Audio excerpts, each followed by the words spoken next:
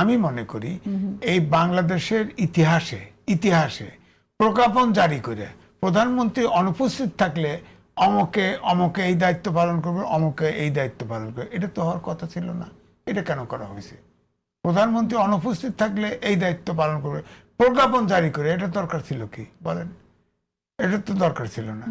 আর বিএনপির অনেকে প্রবীণ নেতা হয়ে গেছে, তাদের প্রশংসা করলেই কিন্তু তারা খাতির করে, এবং তারা গুপ্ত জামাত পাহারাদার। আমি তো চিনি কিছু কিছু গুপ্ত জামাত, আমাদের প্রফেশনাল গুলো চিনি, সেগুলো তো বিএনপির নেতাদের আশ্রয় প্রশ্রয়ই আছে, এবং তাদেরকে চাকরিও দেওয়া হয়েছে ওইভাবে।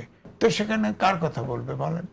এই জন্য মিডিয়া কিন্তু সক্রিয় হচ্ছে, এবং সবগুলো মিডিয়া আপনি দেখেন ওই অলিগারদের মিডিয়া, যে আওয়ামী লীগের সময় সব অলিগার তৈরি হয়েছে, তাদেরই কিন্তু মিডিয়া।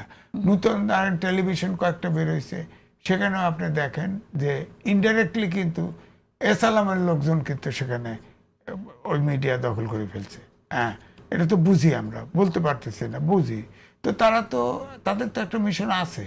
তো মান্না ভাই যেটা বলছে, এটা হয়তো আমি যেটা খোলসা করে কইলাম, হয়তো মান্না ভাই এটা বলতেছে না, কিন্তু তারা তো তাদের টার্গেট আছে, সেই টার্গেট তো দুর্বলতা পাইলে তো হবেই।